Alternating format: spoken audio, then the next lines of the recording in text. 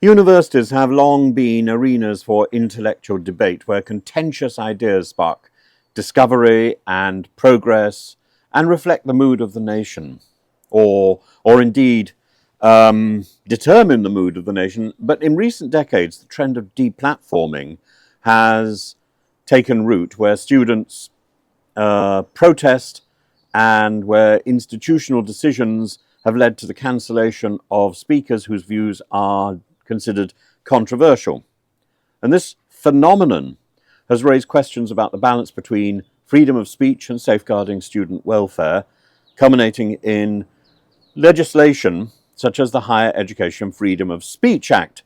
And deplatforming as a concept grew in prominence during the early part of the 21st century, fueled by increased social polarization, and initial targets included speakers with extreme views, but the scope quickly widened to encompass figures like Catherine Stock, a feminist philosopher criticized for her stance on transgender issues, and Jordan Peterson, whose opposition to compelled speech drew anger. And these high-profile cases became symbols of a broader cultural debate. Should universities host all viewpoints, or should they act as arbiters of acceptable discourse? The logic of deplatforming is understandable.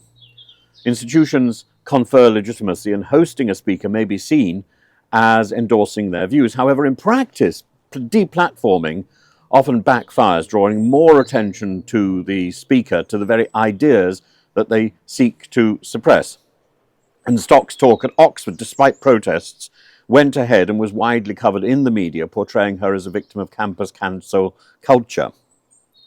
So, introduced by the Conservatives in 2023, the Higher Education Freedom of Speech Act tried to address these controversies by mandating universities to uphold and actively promote free speech, and key provisions included the duties to secure free speech. Universities and student unions were required to ensure there was freedom within the law for students, staff, and visiting speakers, that there was a complaints mechanism when things went wrong, a statutory framework allowing individuals to seek redress if their free speech rights were violated, and that there was some sort of legal, this is the most controversial aspect, a legal statutory requirement that allowed parties to pursue legal action. And supporters argued that the Act would counteract a chilling effect on campus discourse, but critics warned of unintended consequences, including a deluge of legal claims and the risk of legitimizing hate speech. And the Labour Educational Secretary, Bridget Phillipson, paused the Act in 2024, labelling it a Tory hate charter and expressing concerns about its potential misuse by extremists. But now the Act has been revived by Bridget Phillipson. And this suggests a recalibration of ideas. It's no longer a Tory hate charter, but specific amendments remain unclear. Indications suggest that the removal of the statutory tort part, the bit where legal action becomes a right, and that's something which is welcomed by universities, and this shift aims to balance free speech with avoiding excessive bureaucracy and excessive litigation.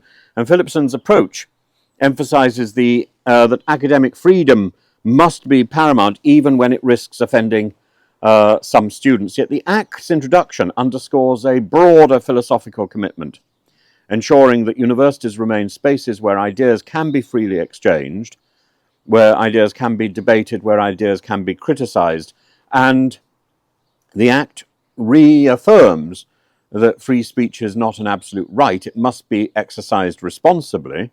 And avoiding hate speech or incitement to violence is part of that responsibility. And universities must navigate this fine line to foster robust, respectful debate. But the legislation alone is not enough to address the cultural underpinnings of deplatforming. As Greg Lukianov notes, building a resilient anti-fragility among students is key to sustaining a culture of open dialogue. And institutions must ensure academic rigor while remaining neutral and while retaining platforms for discourse. And deplatforming risks turning universities into echo chambers, not unlike YouTube and social media, undermining their role as catalysts, genuine catalysts for social progress. The history of deplatforming reflects deep and worrying social divisions, but it also highlights the enduring importance of free speech.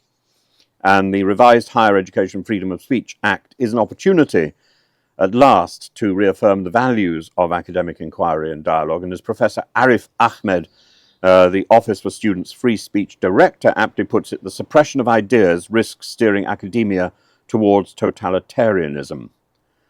To succeed, the Act must not merely legislate, but it must inspire.